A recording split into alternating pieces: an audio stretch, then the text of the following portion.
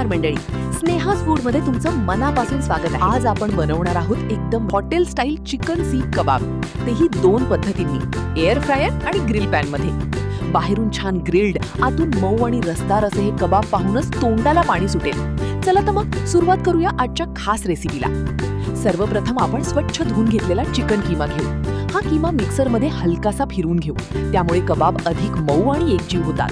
आता या चिकन किम्यामध्ये आलं लसूण पेस्ट, धणे जिरे पूड, तंदुरी मसाला आणि लाल तिखट घालून घेऊ। यानंतर बारीक चिरून त्यातील अतिरिक्त पाणी काढलेला कांदा, बारीक चिरलेल्या हिरव्या मिरच्या घालू आणि चवीनुसार मीठ घालू।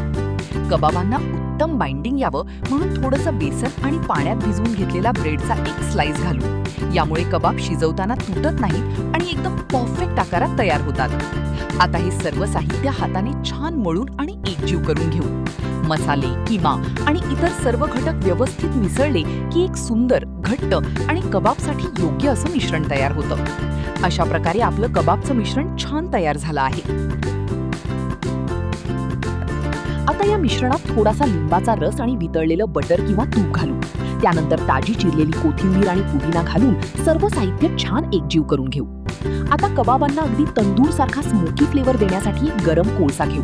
तो एका छोट्या वाटीत ठेवून त्यावर थोडंसं तूप घालू आणि लगेच भांड्यावर झाकण ठेवू। साधारण अर्धा तास हे मिश्रण मुरू देऊ। यामुळे कबाबांना अप्रतिम धुरकट सुगंध आणि चव मिळते। आता कबाब बनवायला सुरुवात करूया। सर्वप्रथम एका बाउलमध्ये बर्फासारखं थंड पाणी घेऊ। हाताला हे पाणी लावल्यामुळे कबाबांना सुंदर आकार देता येतो आणि मसालाही हाताला चिकटत नाही।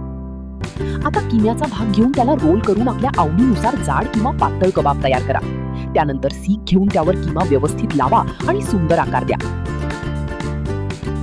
अशा प्रकारे मी सर्व कबाब सीखवर लावून तयार करून घेतले आहेत। आता हे कबाब भाजण्यासाठी ग्रिल पॅन गरम करून त्यामध्ये थोडंसं तेल लावू।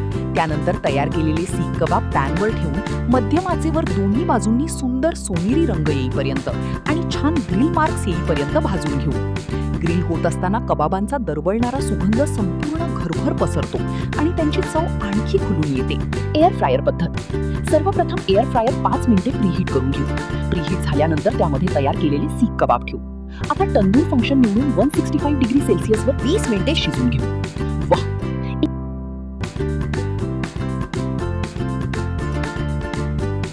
वाह, एकदम रसाळ, सुगंधी आणि रेस्टॉरंट स्टाईल चिकन सीख कबाब तयार आहे। सर्व करताना त्यावर थोडंसं वितळलेलं बटर, फ्रेश क्रीम, कांद्याच्या चकत्या आणि लिंबाचे तुकडे घातले तर चव आणखी खुलून येते। यमी।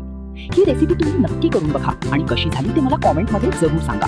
व्हिडिओ आवडला असेल तर लाईक करा, शेअर करा आणि स्नेहाज फूड चॅनलला सबस्क्राईब करायला विसरू नका। पुन्हा भेटूया अशा स्वादिष्ट आणि भन्नाट रेसिपी सोबत। धन्यवाद।